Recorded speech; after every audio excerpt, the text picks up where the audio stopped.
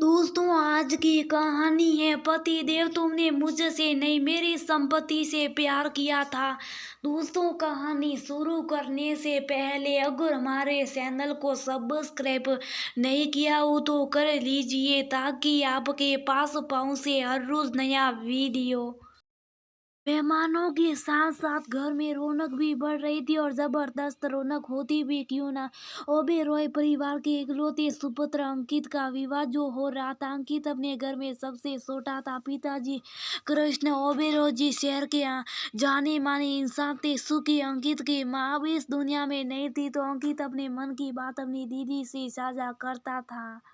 इसकी दोनों दीदी शादी के एक हफ्ते पहले मायके आ चुकी थी। मंजली दीदी मंजरी ने अंकित के कमरे में आकर देखा तो अंकित किसी चिंता में डूबा हुआ था। मंजरी ने कहा, क्या हुआ अंकित, तुम्हारी शादी को 2 ही दिन बचे, सभी घर के सदस्य खुश देख रहे सिवा तुम्हारे।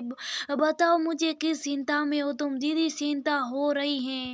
सुहानी ने जो बात मुझे बताई समझ ही नहीं आ रहा, क्या करूं। अंकित ने बोला। सुहानी अंकित की होने वाली पत्नी है। सुहानी अपने माता पिता की इकलौती लड़की है। देखने में बड़ी सुंदर है। अंकित ने तो उसको पहली नजर में पसंद कर लिया था। दोनों परिवारों की सहमति से रिश्ता तय होकर अगले महीने यानी अब से 2 दिन बाद की तारीख तय की गई थी।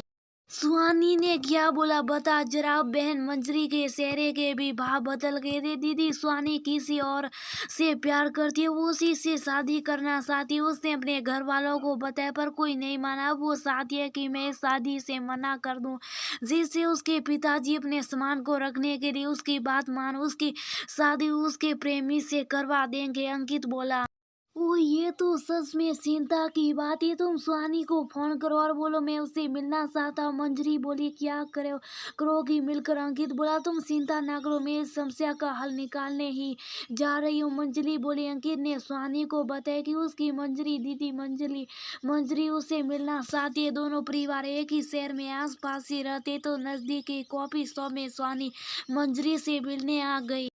मुझे अंकित ने बताया कि तुम किसी और से प्यार करती हो और उससे शादी करना चाहती हो, तो एक बात बताओ, तुम्हारे घर वाले उस लड़के से तुम्हारी शादी ना करवाने की क्या वजह दे रहे। मंजरी ने पूछा। दीदी विक्रम अभी कुछ कमाता नहीं, यही मेन वजह। पिताजी के नाम आने की जाति भी अलग है। पर फिर भी सुहानी बोली, तो तुमको नहीं लगता कि तुम्हें किसी अच्छा कमाने वाले लड़के से शादी करनी चाहिए। मंजरी बोली, दीदी पर विक्रम का कहना है वो बिजनेस कर सकता है, मेरे पापा उसको थोड़ा आर्थिक रूप से मदद कर देंगे, बस फिर उसका बिजनेस सेट हो जाएगा।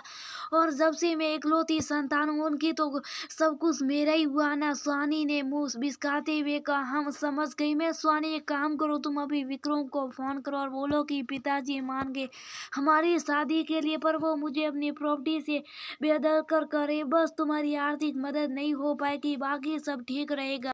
मंजरी बोली, सुहानी को कुछ समझ नहीं आया। मंजरी ने काफी जोर देने पर उसने विक्रम को कॉल किया और पूरी बात बोल दी। 2 मिनट सन्नाटा रहा फोन पर, फिर विक्रम बोला, नहीं सुहानी, तुम्हारे पापा की मदद के बिना मैं अपना काम नहीं सेट कर सकता। तुमसे प्यार तो करता हूँ पर मैं अकेले तुम्हारे खर्चे नहीं उठा सकता। मेरे घर वाले भी इसी बात पर तैयार हुए थे कि तुम इकलौती संतान हो तो सब कुछ मुझे मिलेगा भविष्य में, वरना तो मेरे भी कई सारे रिश्ते आए हुए हैं।